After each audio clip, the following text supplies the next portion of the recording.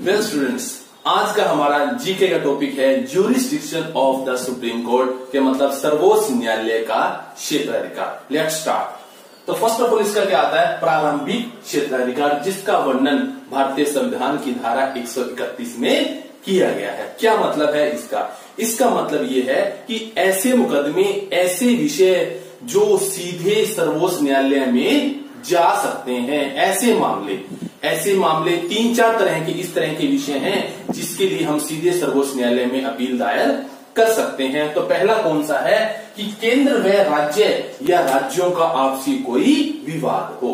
ऐसा कोई विषय जिसमें केंद्र व राज्य या राज्यों का आपसी कोई झगड़ा हो, उसके लिए हम सीधे कहां जा सकते हैं? सर्वोच्च न्यायालय में जा सकते हैं। Okay student. दूसरा कौन सा कि अगर ऐसा विषय, ऐसा झगड़ा जो किसी राज्य या राज्यों का आपस में है, उसके लिए भी हम सीधे कहां अपील दायर कर सकते हैं? सर्वोच्च न्यायालय में अपील दायर कर सकते हैं। तीसरा कौन सा विषय है कि अगर राष्ट्रपति या उपराष्ट्रपति के चुनाव से संबंधित कोई विषय है, कोई झगड़ा है, कोई मामला है, उसके लिए भी हम सीधे कहां जा सकते हैं? सर्वोच्च न्यायालय में अपील दायर कर सकते हैं।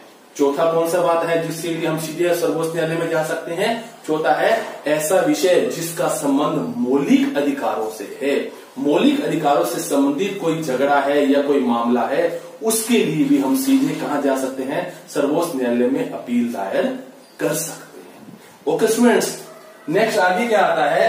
अपीलीय क्षेत्राधिकार।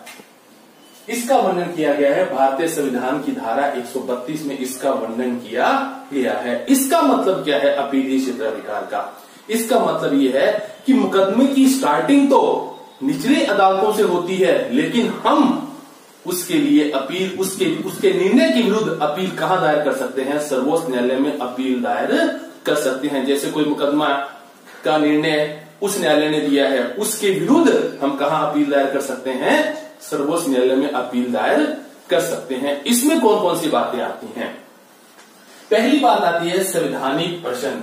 ऐसा कोई मामला, ऐसा कोई विषय जिसका संबंध संविधान से है, संविधान से जुड़ा हुआ है, उस निर्णय के विरुद्ध भी हम क्या कर सकते हैं? सर्वोच्च न्यायालय में अपील दायर कर सकते हैं। Okay students. अगला स्टूडेंट्स, मैं आपको एक बात बताना चाहूंगा कि मुकदमे कितने प्रकार के होते हैं? 2 प्रकार के होते हैं, एक दीवानी और एक फौजदारी। दीवानी मुकदमे कौन से होते हैं? जिनका संबंध शादी, विवाह, तलाक, जमीन जायदाद से उनका संबंध होता है। और फौजदारी मुकदमे कौन से होते हैं? जिनका संबंध चोरी, डकैती, लूटमार, हत्या से होता है। Okay students. तो इसमें क्या कि दीवानी मुकदमे जिनका के वर्णन भारतीय संविधान की धारा 133 में किया गया है, उनके निर्णयों के विरुद्ध भी हम सर्वोच्च न्यायालय में अपील दायर कर सकते हैं। तीसरा कौन सा आता है? फौजदारी मुकदमे जिसका वर्णन धारा 134 में किया गया है, उनके निर्णयों के विरुद्ध भी हम क्या कर सकते हैं? सर्वोच्च न्यायालय में अपील दायर कर सकते हैं। स्टूडेंट्स, एक बात ध्यान देने वाली है कि जो अपीलीय क्षेत्राधिकार है सर्वोच्च न्यायालय का, उसके विरुद्ध हम अपील, मतलब जो उच्च न्यायालय के, अगर उस बात को अगर उच्च न्यायालय प्रमाणित कर दे कि हाँ कि ये सर्वोच्च न्यायालय में जाने के लायक है, तभी हम उसके निर्णय के विरुद्ध सर्वोच्च न्यायालय में अपील दायर कर सकते हैं। Okay students. Now students please note it.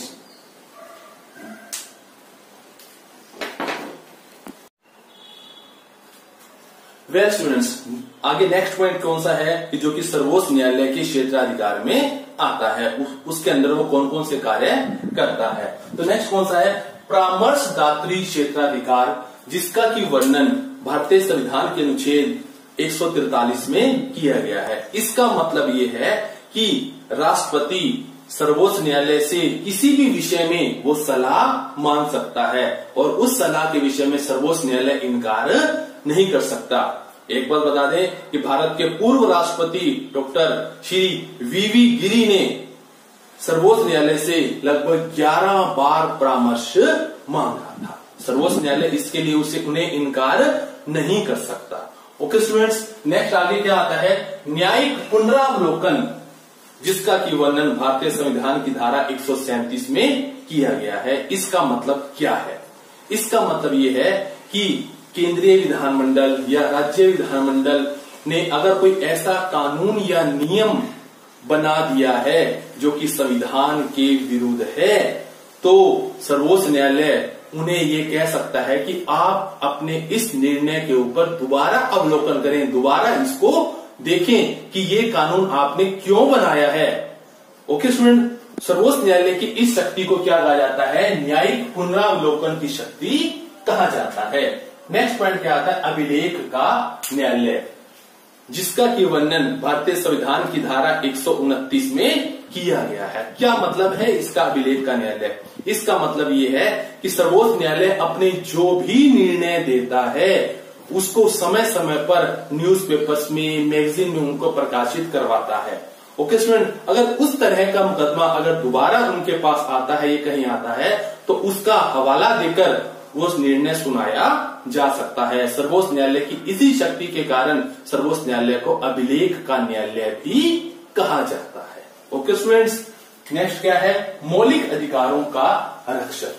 सर्वोच्च न्यायालय को अगर पता चले कि कोई ऐसा कानून, कोई ऐसा नियम, कोई ऐसी बात हो गई है जिससे नागरिकों के मौलिक अधिकारों का उल्लंघन हो रहा है, तो भारतीय संविधान की धारा 32 के अनुसार क्या कर सकता है राष्ट्रपति कि ये लेख जारी कर सकता है कि मौलिक अधिकारों की रक्षा की जाए। इस प्रकार के 5 तरह के लेख हैं जिसका वर्णन हम अपनी मौलिक अधिकारों वाली वीडियो में करेंगे। मुकदमों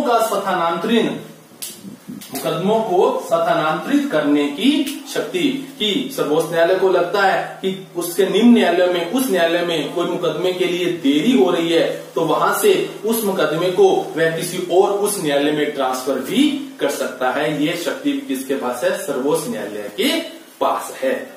ओके स्टूडेंट्स, आगे क्या आता है? अपने निर्णय पर पुनर्निरीक्षण करने का अधिकार। इसका मतलब ये है कि मान लो अगर सर्वोच्च न्यायालय ने कोई निर्णय दे दिया है, ओके, लेकिन बाद में उसे पता चलता है कि उसके निर्णय में कोई कमी रह गई है, तो सर्वोच्च न्यायालय को ये अधिकार है कि वो अपने निर्णय के ऊपर पुनर्विचार, मतलब उसको दोबारा सोच सकता है कि क्या ये निर्णय गलत तो नहीं हो गया। इसके विषय में निर्णय करने की शक्ति भी किसके पास है? सर्वोच्च न्यायालय के पास है। ओके स्टूडेंट्स, आज का हमारा लेक्चर यहीं समाप्त होता है। हाँ स्टूडेंट्स, एक बात मैं आपको बताना चाहूंगा कि वो ये कि अगर आपको मेरी ये वीडियो अच्छी लगी तो इस वीडियो को लाइक जरूर करें और चैनल को सब्सक्राइब और शेयर जरूर करें। ओके स्टूडेंट्स, खुश रहें, स्वस्थ रहें और अपने आसपास सफाई बनाए रखें। जय हिंद।